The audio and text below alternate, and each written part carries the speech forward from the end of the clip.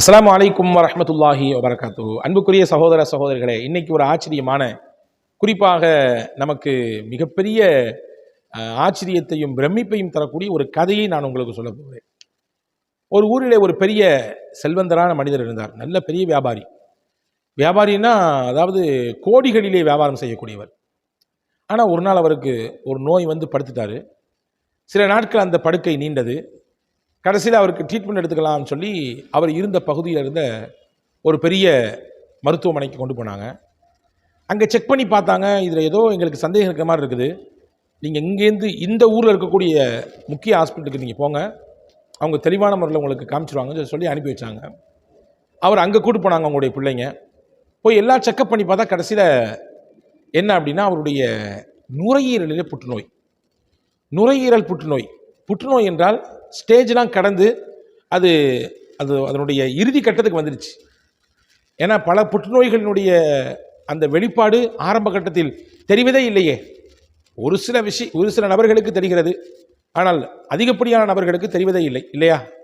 அப்போ அதனுடைய ஸ்டேஜ்லாம் தாண்டி அதனுடைய இறுதி கட்டத்துக்கு வந்துடுச்சு. இங்கே நாங்கள் மருத்துவம் செய்கிறது, வைத்தியம் கொடுக்கறது ரொம்ப பெரிய கஷ்டம். வேணால் கொஞ்ச நாள் நாங்கள் வச்சு பார்க்கலாம், ஆனால் எங்களால் கன்ஃபார்மாக சொல்ல முடியாது. எங்களால் இதை வந்து கன்ஃபார்மாக கிளியராக நாங்கள் முழுமையாக இதுக்கு தீர்வை சொல்ல முடியுமான்னு தெரியலை. நீங்கள் வேணால் ஒரு குறிப்பிட்ட நாட்டை சொன்னாங்க, அந்த நாட்டில் போய் அங்கே இதுக்கு நல்ல ட்ரீட்மெண்ட் இருக்குது, ட்ரை பண்ணி பாருங்கள், அங்கேயும் 100% நாங்கள் சொல்ல மாட்டோம் அப்படின்னு சொன்ன உடனே ஒரு குறிப்பிட்ட நாட்கள் வந்ததற்கு அந்த பிள்ளைங்க அந்த மருத்துவமனையிலேயே வச்சு வைத்தியம் பண்ணாங்க. எந்த இம்ப்ரூவுமே இல்லை, எந்த ஒரு முன்னேற்றமுமே இல்லை. அது ரமதானுடைய மாதம். ரமதானுடைய மாதம் என்றால் முஸ்லீம்கள் எல்லாம் நோன்பு வைக்கக்கூடிய புனிதமான ரமதானுடைய மாதம். அது 20 நாட்கள் ஓடிவிட்டது. கடைசி 10 நாட்கள் மிச்சம்.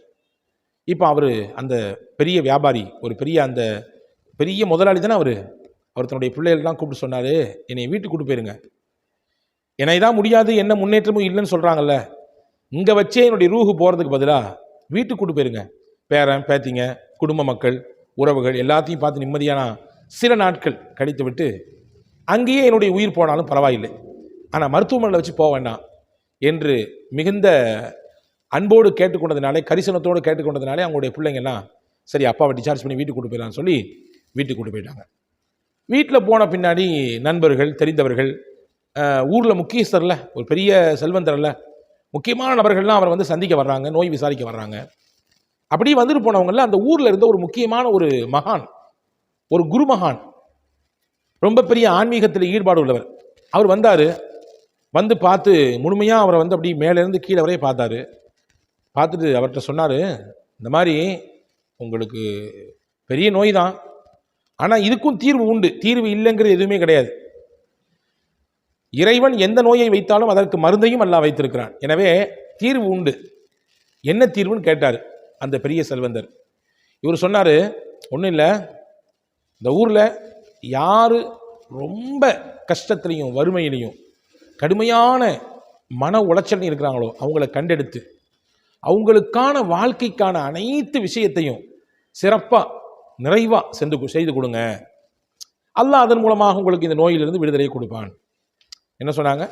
கடுமையான நெருக்கடியிலையும் கடுமையான துன்பத்திலையும் வறுமையிலையும் பசிப்பட்டினியோடு நாட்களை நகர்த்தி கொண்டிருக்கக்கூடிய குடும்பத்தை தேர்வு செய்து ஒரு சில குறிப்பிட்ட நாட்களுக்கு மட்டும் அவங்களுக்கு கொடுக்காம அவங்களுடைய வாழ்க்கையவே மாற்றக்கூடிய லெவலில் அவங்களுடைய அந்த ஸ்ட்ரக்சர், மொத்த அந்த அமைப்பையே மாற்றி அமைக்கக்கூடிய விஷயத்தில் அவங்களுக்கு ஏதாவது சிறப்பாக நீங்கள் வாழ்வாதாரத்தை ஏற்படுத்தி கொடுங்கள், அவங்க வாழ்க்கை முன்னேற்றத்துக்கான வழியை நீங்கள் ஏற்படுத்தி கொடுங்க, இறைவன் போதுமானவன், உங்களுக்கு நிவாரணத்தை தருவான் அப்படின்னு சொன்ன உடனே ரமதானுடைய பிந்திய நாட்கள் இன்னும் 2 நாள் தான் இருக்குது, பெருநாள் வரப்போகுது. அந்த 2 நாளில் தான் அந்த 2 நாள் இருக்கும்போது தான் இந்த பெரியவர் வந்து, இந்த மகான் வந்து இவரிடத்தில் சொல்லிட்டு போனார். இப்போ அந்த செல்வந்தர் தன்னுடைய நெருக்கமான பணியாளரை, அதாவது பிஏ இருப்பார்ல, அவரை கூப்பிட்டு தேடு, இந்த ஊரில் யார் கடுமையான வறுமையில் இருக்காங்க, யார் ரொம்ப தேவையுடையனா இருக்காங்க, கண்டுபிடிச்சிட்டு வேகமாக வா என்று சொல்லி அனுப்பி வைத்தார். அவரும் போய் அன்னைக்கு ஃபுல்லாக சுற்றி பார்த்துட்டு கடைசியில் ரிப்போர்ட்டை கொண்டு வந்தார். இந்த ஊரில் இந்த குறிப்பிட்ட தெருவில் இந்த ஓரத்தில் ஒரு குடும்பம் இருக்கிறாங்க, அந்த குடும்பத்தில் ஆண் துணை இல்லை, அந்த பெண் விதவை பெண், அந்த பெண்ணுக்கு 3 பிள்ளைகள், 3 பெண் பிள்ளைகள், கடுமையான வறுமையில் இருக்கிறாங்க. அன்னைக்கு அவங்க நோன்பு வைக்கிறதுக்கு கூட சகர் செய்யறதுக்கு சாப்பாடு இல்லை. வெறும் காஞ்சி போன ரொட்டியை தண்ணியில் நினைச்சு சாப்பிட்டு தான் நோன்பு வைக்கிறாங்க. அவ்வளோ பெரிய வறுமை. வீடெல்லாம் மழை பெஞ்சா ஒழுகி ஊத்துது. உடுத்துறதுக்கு கூட அவங்கள்ட்ட சரியான துணி இல்லை. கந்தல் ஆடை, கிழிசலான ஆடையை தைத்துத்தான் போட்டிருக்கிறாங்க. சொல்ல போனா 2 நாள்ல பெருநாள் வரப்போகுது. அவங்கள்ட்ட பெருநாளை கொண்டாடுறதுக்கு கூட வீட்டில் எதுவும் இல்லை. அந்த பெருநாளை மகிழ்ச்சியா ஆனந்தத்தோடு நல்ல உணவு சமைத்து சாப்பிடுவதற்கும் நல்ல ஆடை உடுத்துவது கூட ஒண்ணுமே இல்லை. அவ்வளவு பின்தங்கிய நிலையில் இருக்கிறாங்க என்று கள ஆய்வு செய்து முழுமையான ரிப்போர்ட்டை கொண்டு வந்து கொடுத்தாரு. செல்வந்தர் சொன்னார், அந்த குடும்பத்தை அப்படியே டோட்டலாக சேஞ்ச் பண்ணுறதுக்கு, பொருளாதாரத்தை தன்னிறைவாக மாற்றுவதற்கு, அவங்களுடைய வறுமை மொத்தமும் போக்குவதற்கு என்னென்ன தேவையோ எல்லாத்தையும் A to Z அந்த குடும்பத்தை செஞ்சு கொடுங்க. இன்னைக்கு ராத்திரி அவங்க ஃபுல்லாக போய் செஞ்சாகணும் அப்படின்னு சொன்ன உடனே, இவர் பெரிய செல்வந்தராச்சா, எல்லா வசதியும் இருக்குது, எல்லாத்தையும் எடுத்து கொண்டு போய் வேகமாக அந்த குடும்பத்துக்கு கொடுத்து அவங்களுடைய எல்லா விதமான அந்த கஷ்ட நிலையும் முழுமையாக போக்கி கொடுத்து, கடைசியில் யார் செஞ்சா என்ன செஞ்சா எதுவுமே சொல்லலை, முழுமையாக போக்கி கொடுத்து, இதெல்லாம் இறைவன் உங்களுக்கு எங்கள் வழியிலே உங்களுக்கு இறைவன் கொடுத்திருக்கிறான், அவ்வளவுதான். என்னுடைய உஸ்தாத் சொல்லுவாங்க, நம்ம ஒருத்தர் கொடுக்கும் பொழுது எப்படி கொடுக்கணும்? மினல்லா இலல்லா, அல்லாஹ் தந்தான், அல்லாஹ் உங்களுக்கு தருகிறான். எனக்கு கொடுத்தது அல்லாஹ் தான், இப்போ என் மூலமாக உங்களுக்கு தருறது அல்லாஹ் தான், அவ்வளவுதான். நான் கொடுத்தேன்னு சொல்லி பெருமைப்படுறதுக்கு ஒண்ணுமே இல்லை. என்கிட்ட என்ன இருக்குது? ஒன்றும் கிடையாது. உடனே அந்த மனிதர் சொன்னார், இறைவன் எங்களை பாலமாக அமைத்து உங்களுக்கு தந்திருக்கிறார். அந்த அம்மா அன்னைக்கு இஷாவுடைய தொழுகை, இஷாவுடைய பாங்கு தொழுகைக்கு அசான் கொடுக்க போறாங்க, அழைப்பு கொடுக்க போறாங்க. அந்த நேரத்திலே கண்ணீரோடு அந்த பெண்மணி, அந்த விதவை பெண்ணும் அந்த குழந்தைகளும் இறைவனிடத்திலே கையேந்தி ஒரு துவா செய்தார்கள். என்ன துவா செய்தார்கள்? அல்லாஹும்ம மன் அத்கல சுரூர ஃபீ குலூபினா, இறைவா எங்களுடைய உள்ளத்திலே யார் சந்தோஷத்தை விதைத்தார்களோ, எங்கள் மகிழ்ச்சிக்கு யார் காரணமானார்களோ, இறைவா அவர்களுக்காக வேண்டி உன்னிடத்திலே கேட்கிறோம். இன்னி அஸ்அலுக அன் துத்கில சுரூர ஃபீ கல்பிஹி, அவருடைய உள்ளத்திற்கு நீ சந்தோஷத்தை கொண்டு போய் சேர்த்து விடு. ஃபலா துரிஹி ஹுஸ்னன் பஅதல் யௌமி அபதா, இன்றைய நாளைக்கு பிறகு அவருக்கு எந்த ஒரு கவலையையும் நீ கொடுத்து விடாதே என்று மனதார கண்ணீர் வடித்துக்கொண்டு அந்த விதவை பெண்மணி துவா செய்தார்கள். இந்த துவாவை கேட்டுட்டு அந்த பணியாளர், அந்த பிஏ நேர வீட்டுக்கு போனார். யாரை? தன்னுடைய முதலாளியை பார்க்கறதுக்கு.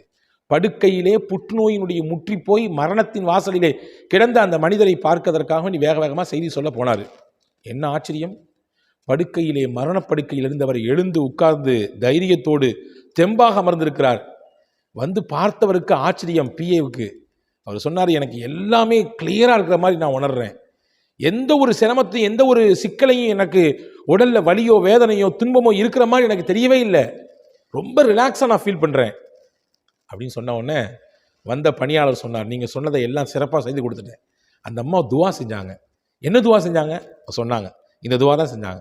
எங்கள் கல்புகளிலே, எங்கள் உள்ளங்களிலே யார் சந்தோஷத்தை ஏற்படுத்தினார்களோ அவர்களுடைய உள்ளத்திலே யாரெல்லாம் நீ சந்தோஷத்தை கொடு, இந்த நாளைக்கு பிறகு எந்த ஒரு கவலையும் கஷ்டத்தையும் அவர்களுக்கு நீ கொடுத்து விடாதே என்று கண்ணீரோடு கம்பளையோடு அந்த அம்மா அந்த குழந்தைகளோடு துவா செய்தார்கள். எப்போ துவா செஞ்சாங்கன்னு கேட்டார் முதலாளி. வந்த பணியாளர் சொன்னார், கரெக்டாக இஷா தொழுகைக்கு பாங்கு சொல்லும் பொழுது அந்த துவா செஞ்சாங்க. உடனே முதலாளி கண்ணீரோடு சொன்னார், அந்த இஷாவின் பாங்கின் சமயத்தில் தான், அந்த அழைப்புடையின் சமயத்தில் தான் யாரோ ஒருவர் வந்து என்னுடைய நெஞ்சி பகுதியிலே அப்படியே கை வைத்து அப்படியே தடவி விடுவதை போன்று நான் உணர்ந்தேன். அதற்கு பிறகுதான் எனக்கு இப்படி ஒரு புத்துணர்வும் ஆரோக்கியமும் கிடைத்தது என்று அந்த மனிதர் சொன்னார். இது ஒரு பிரபலமான, ஒரு சர்வதேச புகழ்பெற்ற அறிஞர் பெருமகனார் தன்னுடைய உரையிலே சொல்லக்கூடிய ஒரு உண்மை கதை. அன்பர்களே, இந்த கதையில் நமக்கான பாடம் என்ன தெரியுமா?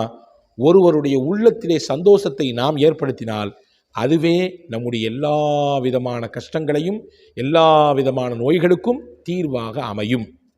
இதுக்கு நேர் மாற்றமாக ஒருத்தருடைய உள்ளத்தில் சந்தோஷத்துக்கு பதிலாக வெறுப்பையும் அல்லது பகையையும் அல்லது ஒரு விதமான நெருக்கடியையும் நம்ம ஏற்படுத்திட்டோம்னா அல்லாஹ் பாதுகாக்கணும், அதுவே நமக்கு எதிராகவும் மாறிவிடும்.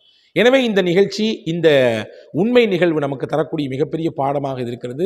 ரசூலுல்லாஹி ஸல்லல்லாஹு அலைஹி வஸல்லம் சொன்னார்கள், நாம் செய்யக்கூடிய உதவி இருக்கிறதே, தர்மம் இருக்கிறதே, அது நமக்கு ஏற்படக்கூடிய பல இடர்களை அல்லது நமக்கு ஏற்பட்டுவிட்ட பல சிக்கல்களை அது மாற்றிவிடும் என்றார்கள் நபிகள் பெருமானார் ஸல்லல்லாஹு அலைஹி வஸல்லம். இந்த உண்மை நிகழ்ச்சியை உள்வாங்கிக் கொண்டு இதன் மூலமாக நம்முடைய வாழ்க்கையை நாம் சீர்தூக்கி பார்த்துக் கொள்வோம். வாழும் காலம் வரை அனைவருக்கும் மகிழ்ச்சியை கொடுப்போம், சந்தோஷத்தை கொடுப்போம். நாம் செய்யக்கூடிய செயல்களிலேயே சிறந்த செயல் எது என்று நபிகள் அடையாளப்படுத்தினார்கள்? சுரூருன் துதுகிலுஹு அலா கல்வி முஸ்லிமின், ஒருவருடைய உள்ளத்திலே நீங்கள் சந்தோஷத்தை ஏற்படுத்துவதுதான் நீங்கள் செய்யும் செயலிலேயே சிறந்த செயல். சந்தோஷத்தை கொடுப்போம், கவலைகளை போக்குவோம், வாருங்கள் வளமாக வாழுவோம். வசலாம்.